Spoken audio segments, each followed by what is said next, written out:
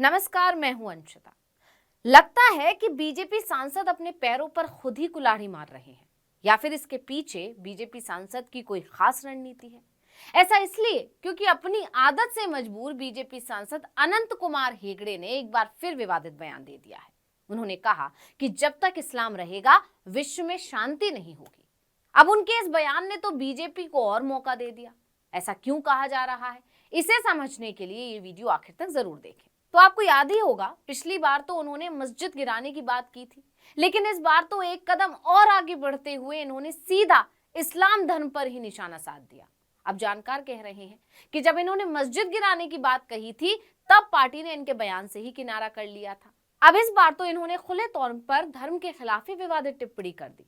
तो कहीं ऐसा ना हो कि पार्टी अब हेगड़े को ही किनारे लगा दे, क्योंकि पार्टी तो वैसे ही बहाने ढूंढ रही है।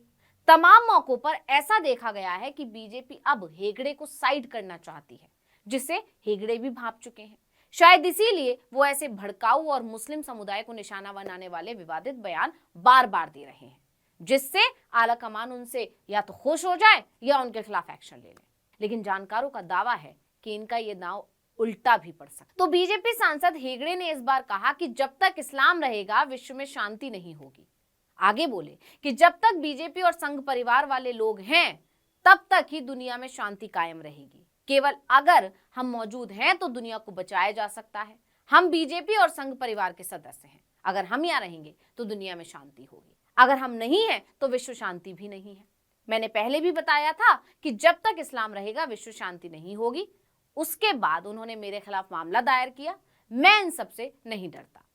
अब हेगड़े के इस बयान ने एक बार फिर सियासत को गरमा दिया है। अब सभी की निगाहें बीजेपी पर टिक गई हैं। देखना होगा पार्टी इस बार क्या एक्शन लेती है।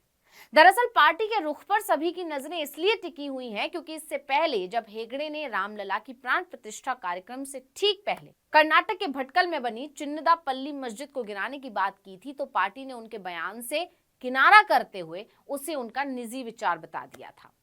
इसके बाद सियासी गलियारों में कयास लगने लगे कि इस बार लोकसभा चुनाव में पूर्व केंद्रीय मंत्री हेगड़े का टिकट कट सकता है। इसके बाद अब एक बार फिर उन्होंने बयान दे दिया है। इसलिए जानकारों का कहना है कि हेगड़े खुद अपने पैरों पर कुल्हाड़ी मारने वाला काम कर रहे हैं। वहीं कुछ लोगों का यह भी कहना है कि हेगड़े ये सब जानबूझकर कर रहे हैं, जिससे पार्टी हेगड़े की वजह से खुद को नुकसान होने के डर से, यानी अपनी छवि खराब होने के डर से हेगड़े के खिलाफ कोई कड़ा एक्शन ले ले, और फिर जब पार्टी कोई कड़ा एक्शन ले ले तो हेगड़े उसे अपने पक्ष में भुना ले। दरअसल इस सारे विवाद की शुरुआत हुई जब हेगड़े को केंद्रीय मंत्री पद से हटा दिया गया। तभी से पार्टी आलाकमान और बीजेपी सांसद के बीच रिश्ते खराब होते जा रहे हैं। कई मौकों पर ऐसा देखा गया कि हेगड़े ने पार्टी कार्यक्रम से दूरी बना ली। जब कर्नाटक चुनाव के दौरान हेगड़े कहीं नजर नहीं आए तो कई जगहों पर पार्टी ने ही हेगड़े को दूर कर दिया। इससे बीजेपी सांसद समझ चुके हैं कि बीजेपी उन्हें तवज्जो नहीं दे रही है और लोकसभा में उनका पत्ता कटना तय है। इसलिए लोकसभा चुनाव आते ही हेगड़े एक्टिव हो गए हैं। अब जानकारों का मानना है कि हेगड़े को लगता है कि विवादित बयान देने से या तो आलाकमान खुश हो जाएंगे, क्योंकि ऐसा माना जाता है कि बीजेपी में जो नेता मुस्लिमों के खिलाफ सबसे ज्यादा जहर उगलता है वो उतना ही आलाकमान का प्रिय होता है।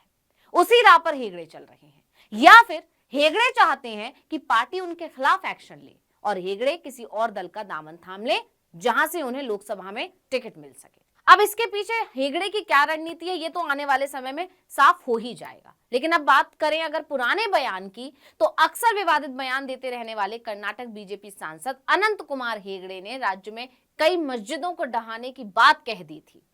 दरअसल हेगड़े ने भटकल, उत्तर कन्नड़ और मांड्या में कई मस्जिदों का नाम लेते हुए दावा किया था कि वो सभी हिंदू मंदिरों के ऊपर बनाई गई थी। उन्होंने कहा था कि राज्य के हर गांव में छोटे छोटे धार्मिक स्थल हैं जो गलत बनाए गए हैं। जब तक इन्हें ध्वस्त नहीं किया जाएगा हिंदू समुदाय शांत नहीं बैठेगा। उन्होंने तो यहां तक कह दिया था कि उनके बयान को धमकी के रूप में ही लिया जा सकता है। कुमटा में एक बैठक के दौरान उन्होंने कहा था कि हम निश्चित रूप से विध्वंस करेंगे। ये हिंदू समुदाय का निर्णय है, अनंत कुमार हेगड़े का नहीं। हेगड़े यही नहीं रुके थे, उन्होंने आगे कहा था कि बदला बदला बदला।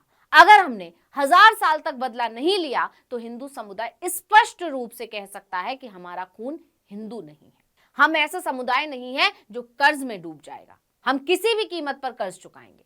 उन्होंने कहा था कि जैसे बाबरी मस्जिद को ध्वस्त किया गया था, वैसे ही चिन्नदापल्ली मस्जिद को ध्वस्त कर दिया जाएगा। मीडिया इसे धमकी के रूप में लिख सकता है, लेकिन हमें इसकी परवाह नहीं है। हम ये करेंगे। ये हेगड़े का फैसला नहीं है, बल्कि हिंदू समाज का फैसला है। हालांकि बयान के कुछ घंटों बाद ही कुमाता पुलिस स्टेशन में उनके खिलाफ स्वतः संज्ञान मामला दर्ज कर लिया गया था। पुलिस ने आईपीसी की धारा 153 धर्म, जाति, जन्म स्थान, निवास के आधार पर विभिन्न समूहों के बीच दुश्मनी को बढ़ावा देना और धारा 505 सार्वजनिक उत्पाद फैलाने वाले बयान के तहत मामला दर्ज कर लिया था। लेकिन जैसा कि बीजेपी सांसद ने सोचा था, उनका दांव कुछ खास कमाल नहीं दिखा पाया। उल्टा पार्टी ने तो उन्हें झटका ही दे दिया था। साफ साफ शब्दों में कह दिया था कि हमारा इस बयान से कोई लेना देना नहीं है। भाजपा विधायक और पूर्व उप मुख्यमंत्री सीएन अश्वत्थ नारायण ने कहा था कि हेगड़े की टिप्पणी उनके व्यक्तिगत विचार थे। उन्होंने आगे कहा, हालांकि कुछ मंदिरों को मस्जिदों में बदल दिया गया है, लेकिन ये ऐसे मुद्दों को उठाने का समय नहीं है। अब जैसे ही बीजेपी की तरफ से ऐसा बयान आया था, हेगड़े सख्ते में आ गए थे और सियासी गलियारों में चर्चा ने जोर पकड़ लिया था कि मुस्लिमों के खिलाफ जहर उगलने वालों को सिर पे बिठाने वाली बीजेपी ने हेगड़े के बयान से किनारा कैसे कर लिया। क्या वाकई पार्टी का मुस्लिमों के प्रति हृदय परिवर्तन हो गया है, या ये लोकसभा चुनाव के लिए मुस्लिम समुदाय को साधने की कोशिश है? इस पर राजनीति के पंडितों का कहना था कि मुस्लिमों को लेकर बीजेपी का हृदय परिवर्तन होने का तो सवाल ही पैदा नहीं होता। तो इसका मतलब साफ है कि बीजेपी हेगड़े को साइड करना चाहती है। लेकिन ये जानते हुए भी हेगड़े बार बार ऐसे बयान दे रहे हैं, इसके पीछे कुछ ना कुछ कहानी तो जरूर है। अब बीजेपी अपना खेल खेल रही है और हेगड़े अपना। अब देखना होगा कि किसका तीर निशाने पर लगता है।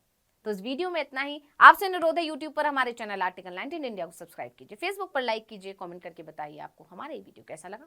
आने वाले दिनों में हम और किन मुद्दों पर वीडियो बनाएं, ये भी जरूर बताइएगा। ट्विटर हैंडल है आर्टिकल 19 इंडिया, इसे भी फॉलो कर लीजिए। नमस्कार। ಶಸ್ತ್ರ ಮತ್ತು ಶಾಸ್ತ್ರ ಎರಡನ್ನು ಸಮತೂಕದಿಂದ ಒಪ್ಪಿಕೊಂಡಿರತಕ್ಕಂಥ ನಾಡು ಇದು. ಅದಕ್ಕೆ ವ್ಯಕ್ತಿತ್ವದ ರೂಪ ಕೊಡಬೇಕು ಅಂತಾದರೆ ಅದಕ್ಕೆ ವಿನಾಯಕ್ ದಾಮೋದರ್ ಸಾವರ್ಕರ್ ಅತ್ಯಂತ ಪ್ರಖರ ವಿಚಾರವನ್ನ, ರಾಷ್ಟ್ರ ಹಿತಕ್ಕೆ ಬೇಕಾಗಿರತಕ್ಕಂಥ ವಿಚಾರವನ್ನು ಇಟ್ಕೊಂಡು ಬಂದರು. ಮತ್ತೊಂದು ರೀತಿಯ ಸ್ವಾತಂತ್ರ್ಯ ಹೋರಾಟಗಾರರಿದ್ದರು. ಬ್ರಿಟಿಷರ ಹತ್ರ ಕೇಳ್ತಿದ್ರು, ನಾವು ಹೆಂಗೆ ಹೋರಾಟ ಮಾಡಬೇಕು, ನೀವು ಹೆಂಗೆ ಹೇಳ್ತೀರಾ ಹಂಗೆ ಮಾಡ್ತೀವಿ, ಅಡ್ಜಸ್ಟ್ಮೆಂಟ್, ಅಂಡರ್ಸ್ಟ್ಯಾಂಡಿಂಗ್. 2020